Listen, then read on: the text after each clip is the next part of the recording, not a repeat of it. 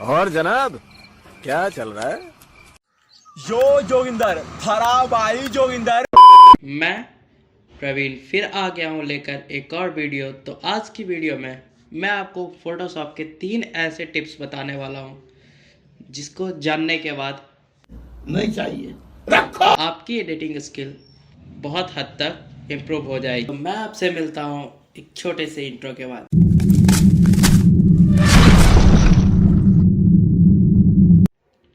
तो आज की फोटोशॉप की टिप्स में पहले टिप्स हमारी होने वाली है मास्किंग की।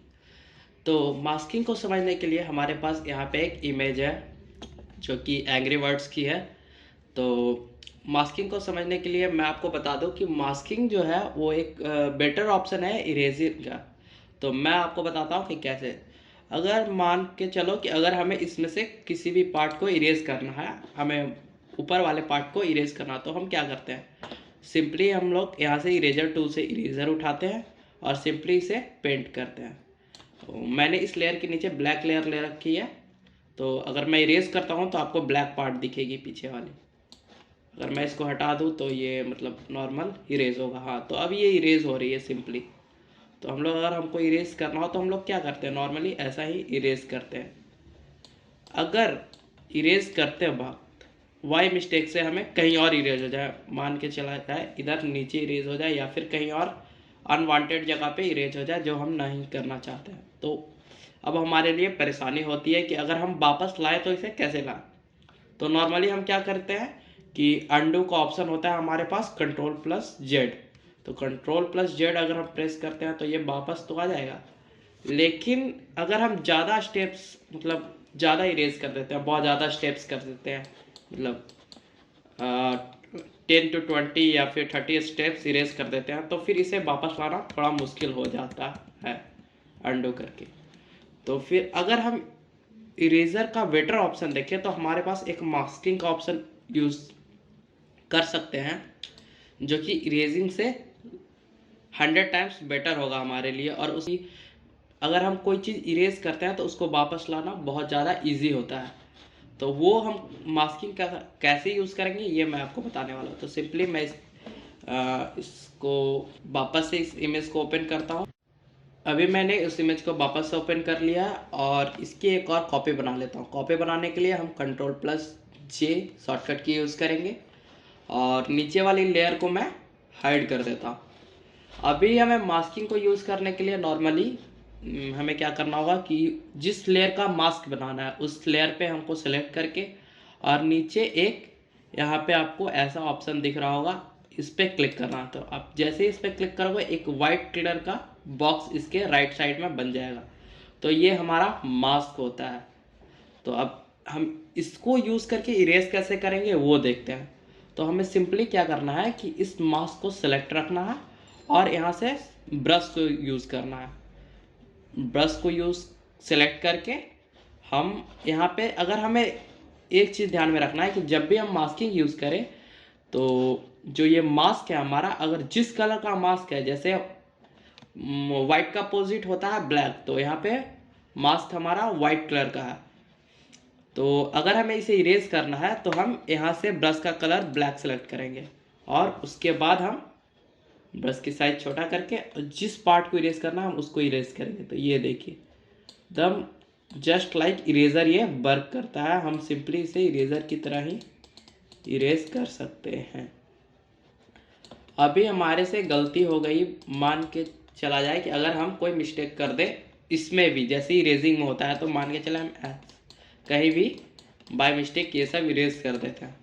अब हमें ये वापस लाना है। तो अब हम इरेजिंग से बेटर ऑप्शन हमारे लिए ये है, तो क्यों है ये देखना है। तो अगर हमें इसे वापस लाना है तो ये सिंपली हम लोग अभी ब्लैक से पेंट कर रहे थे तो ये हमारा इरेज हो रहा था। अगर हम इसे वाइट से पेंट करें तो देख लेते हैं क्या होता है। तो हम सिंपली इस ब्रश का कलर वाइट कर देंगे और अब पेंट करेंगे। तो अब देखिए अब ये हमारा जो पिक्चर है वो वापस आने लगा है। हमारा ये वापस से अंडू हो रहा है। तो अंडू हम एक ब्रश की हेल्प से पूरी की पूरी इमेज को हम वापस से रीस्टोर कर ले रहे हैं। तो ये हमारा मास्किंग का पावर है जो कि इरेजिंग से बेटर है। तो हमने पूरे इमेज को रीस्टोर कर लिया। तो एडिटिंग में हमारे से बहुत सारी गलतियां होते रहती है, तो हम इरेजिंग का ना इस्तेमाल करके मोस्ट ऑफ द जगह पे हम अगर मास्किंग का यूज़ करें तो ये हमारे लिए बेटर होगा और हमारे स्किल्स को और इम्प्रूव करेगा। तो चलिए चलते हैं नेक्स्ट टिप्स की ओर। तो अब हम आते हैं टिप्स नंबर 2 की तरफ। तो हमारी टिप्स नंबर 2 है कंटेंट अवेयर, जिसका मतलब होता है जादू। हाँ वही जादू।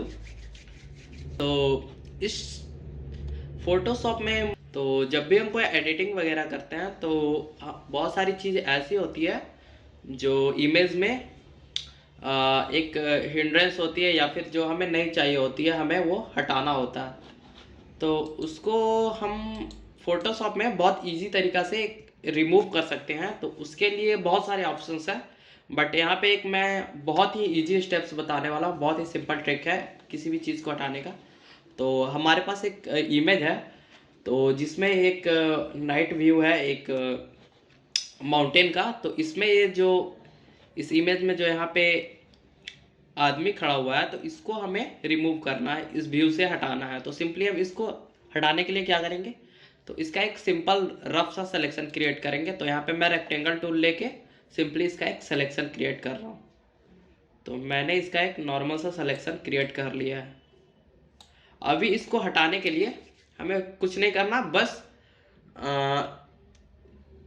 कीबोर्ड से 2 की प्रेस करने हैं, पहला शिफ्ट और दूसरा F5। तो शिफ्ट प्लस F5 प्रेस करने पे हमारे पास एक बॉक्स ओपन होगा जिसमें कुछ सेटिंग्स होंगे। तो ऊपर में हमें कंटेंट अवेयर सेलेक्टेड होना चाहिए यहाँ पे।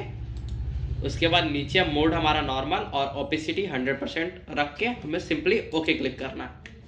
अब ये देखिए सिंपली बस हमने 2 की प्रेस किया और ये हमारा इमेज से वो आदमी गायब। तो ये था हमारा बिफोर, ये था आफ्टर। तो अगर हम इसे जूम आउट करें या फिर नॉर्मल ऐसे भी रहने दें तो हमें जरा सा भी पता ना चलेगा कि वहाँ पे कोई चीज़ थी भी। यानी ये हमारे लिए बहुत ही इम्पॉर्टेंट टिप्स है जो हम अपने एडिटिंग में यूज़ कर सकते हैं। और ज़्यादा क्लियर करने के लिए मैं एक और इमेज पे आपको ये दिखा देता हूँ। तो जैसे सिंपली अगर हम एक और इमेज लेते हैं, मान के चला जाए जैसे हमारे पास एक और इमेज है, तो अगर हम इस इमेज की बात करें तो इसमें कैसे हटाएंगे, तो बस सेम ट्रिक है। जस्ट हमें एक सिंपल रफ सा सिलेक्शन क्रिएट करना है। जिस चीज़ को भी हमें रिमूव करना है उसके अराउंड एक रफ सा सिलेक्शन क्रिएट करना है। जैसे मैंने यहाँ पे कर रहा हूँ, मैंने एक सिलेक्शन क्रिएट कर लिया। अब हमें शिफ्ट प्लस F5 प्रेस करना है और प्रेस एंटर।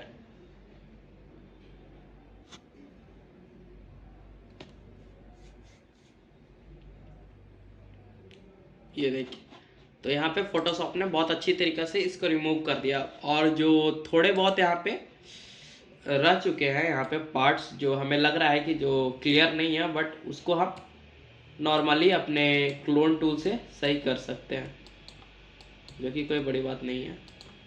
तो ये हम तो अभी ये था बिफोर और ये था आफ्टर। तो ये हमारे लिए एक बहुत इंपॉर्टेंट टिप्स हो सकती है। तो अब हम बढ़ते हैं तो आज का हमारा जो लास्ट टिप है फोटोशॉप के लिए वो है ब्लेंडिंग ऑप्शन।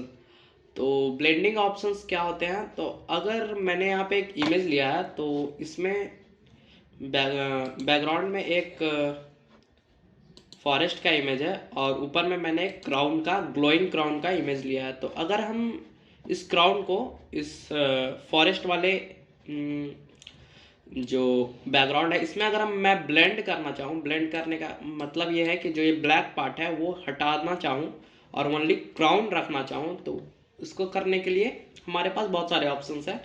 तो पहला ऑप्शन आपके दिमाग में आएगा वो होगा इरेजिंग, या फिर मैंने अभी जैसा आपको बताया मास्किंग। तो अगर हम मास्किंग का यूज़ करें इरेज करने के लिए, तो नॉर्मली अगर हम मास्किंग का यूज़ करके देखते हैं तो हम नॉर्मल ऐसे इरेज करेंगे और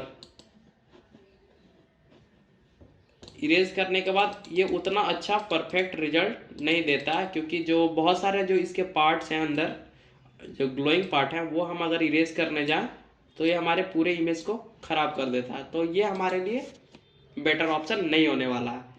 तो इसलिए हम ब्लेंडिंग ऑप्शंस का यूज़ करते हैं बहुत जगहों पर। तो वो कैसे हम यूज़ करते हैं, तो सिंपली मैं पहले इसको वापस से अंडू करता हूँ।